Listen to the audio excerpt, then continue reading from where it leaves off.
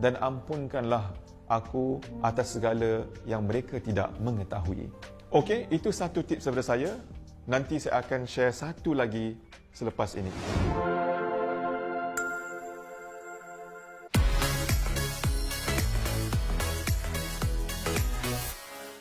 Luqman!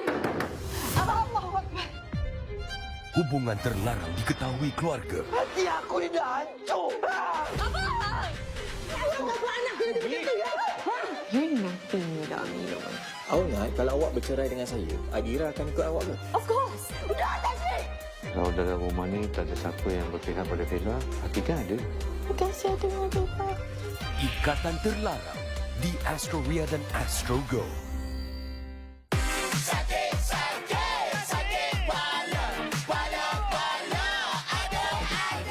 Cuba Yufamol 650. Satu je laga.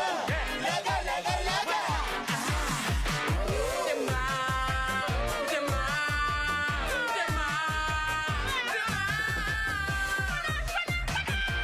Cuba Yufamol 500. Yufamol buatan Malaysia. Sokong lokal. Disahkan halal. Itu dia, Ajit terbang. Kekal jauh di hadapan. Dan Ajit berhenti. Apa yang berlaku ni? Jauh lagi. Nampaknya Ajit betul-betul selesa di hadapan. Ya! Dan Ajit kekal menguasai perlumbaan demi perlumbaan.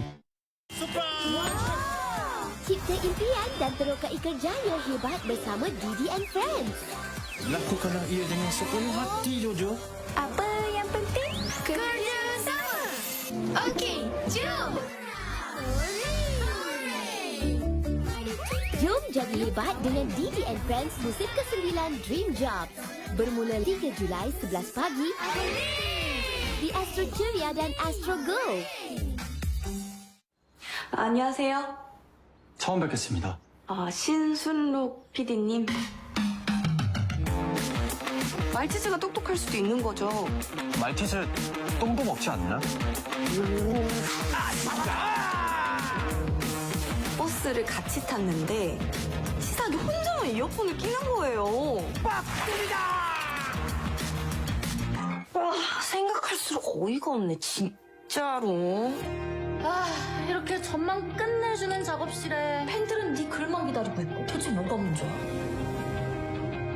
왜 신이 난 것 같아? 아니야, 열받은 거지. 멋있으셨어요. 네? 멋있어요. 꽤 잘 어울리는 것 같지 않아, 둘이? 아니요, 안 어울려요. 너무 오랜만이야, 이런 기분. 심장이 말랑말랑해진 기분.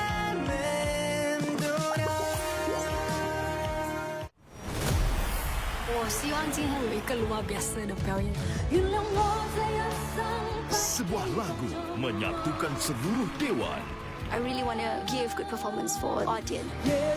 Pencabar tampil penuh yakin dan menguasai pentas. Para peserta harus mempertahankan kedudukan mereka. Singa 2026 Malaysia di Astro AEC dan Astro Go.